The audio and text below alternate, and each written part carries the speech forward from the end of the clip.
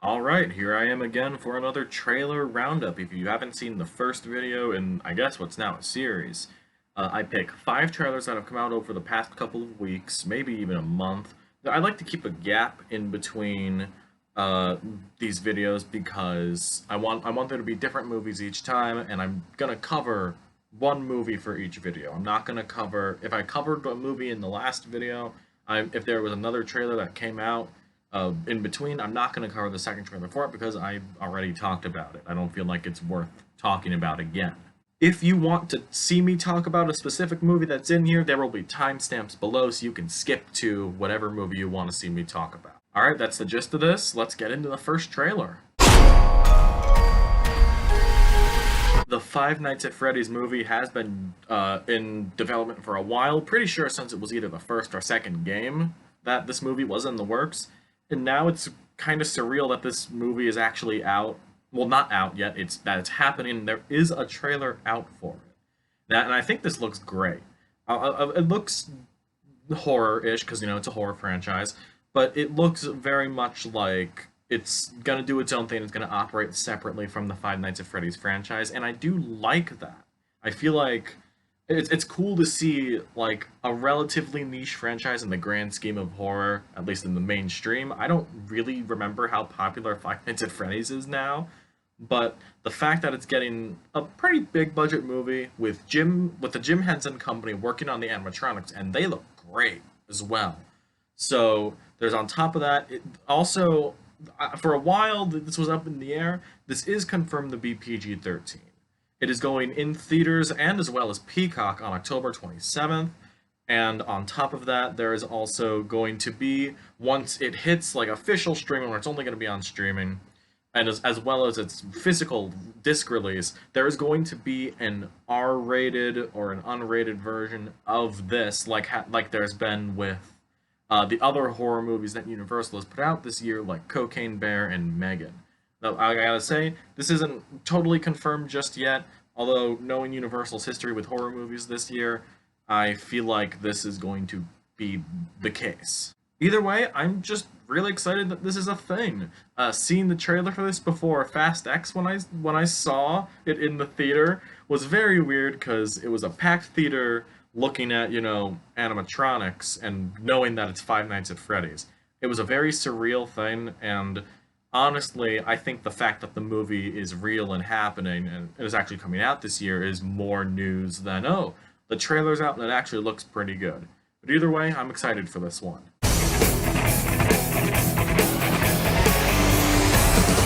I gotta be honest with you, I love the first Meg movie. It's a guilty pleasure of mine.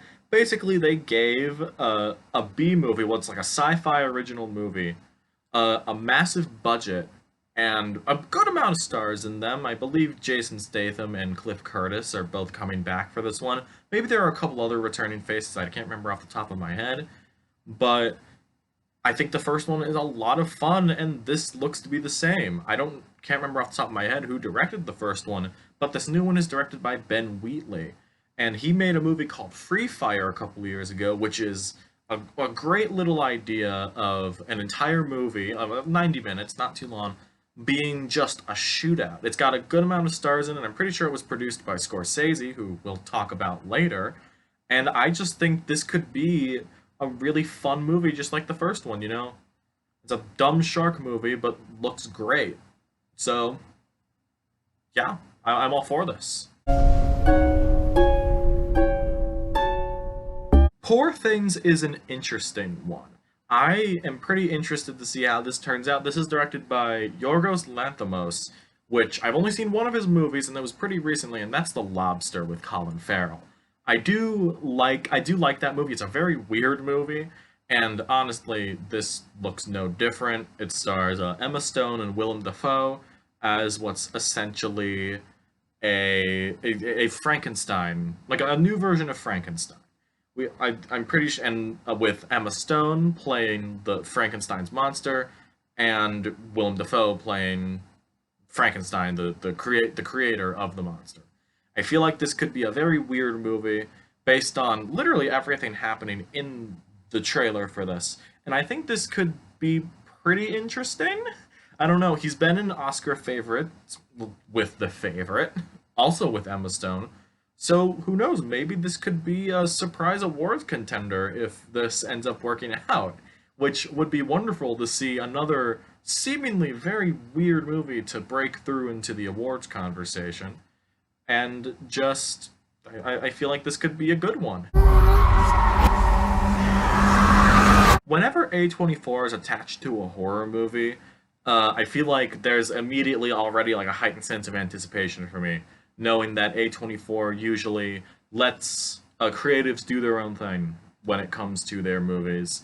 And this one actually interests me a lot. I like a good possession story. Talk to Me is directed by the duo Raka Raka here on YouTube. I used to watch their videos a good often, and I've liked them. I haven't really kept up with them too often, but knowing that they got a massive movie like this, well, not a massive in the grand scheme of, big blockbusters, but this is a huge step up from what they were doing, and it premiered earlier this year at Sundance to rave reviews with the lead performer, with the lead in the Sophia Wilde. I saw a lot of reviews comparing her to Linda Blair's performance in The Exorcist, and is already one of the best possessed performances ever. Which, that's a lot of high praise. I'm pretty sure full reviews are out for this movie. It doesn't come out until the end of July, but I'm still very excited to see what they've got in store, because this looks scary as hell, and I like a good scary horror movie.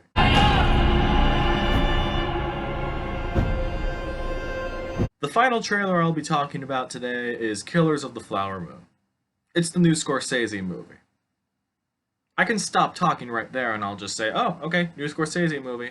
Let's do it. But I do want to get into this one a little bit, mainly because, I think this sounds very interesting. It's based on the book by David Gran, and this movie follows a series of murders in an Osage tribe in northern Oklahoma, I think it was, in the 1920s. And this was a very real and a very terrifying event.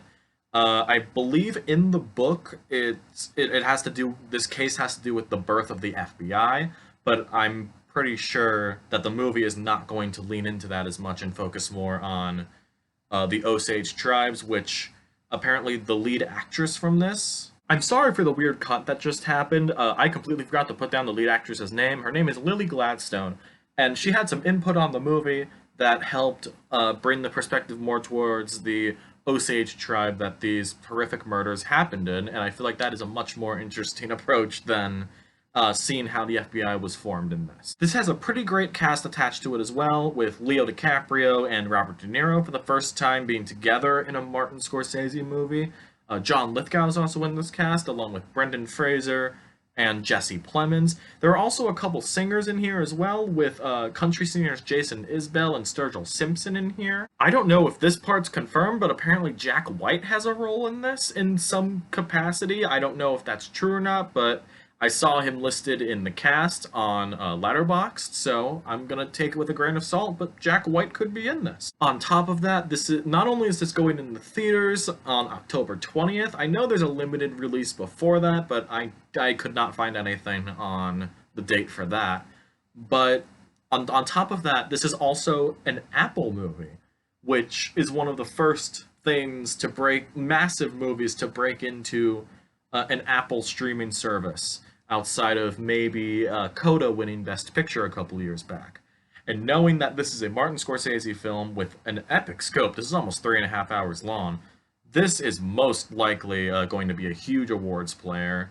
And just, yeah, I think this is going to be a fantastic movie, and I'm going to cover this movie like all the other movies I mentioned. I'm going to try my best to get to the theater and watch them as soon as I can so I can talk about them here. Because that's the goal for this. I want to set up some expectations for some movies that are up my alley, that hopefully will be good, and that I'll be talking about. That is the end of this trailer roundup that I hope to continue as a series. I want to know your thoughts on these movies, and I'm going to list them again just to refresh your memories. The movies I mentioned here are Five Nights at Freddy's, The Meg 2, Poor Things, Talk to Me, and Killers of the Flower Moon. They're in that order. Let me know what you think of those trailers and any other movie that's coming out this year below. Like and subscribe if you haven't already, and I will see you in the next video. See ya!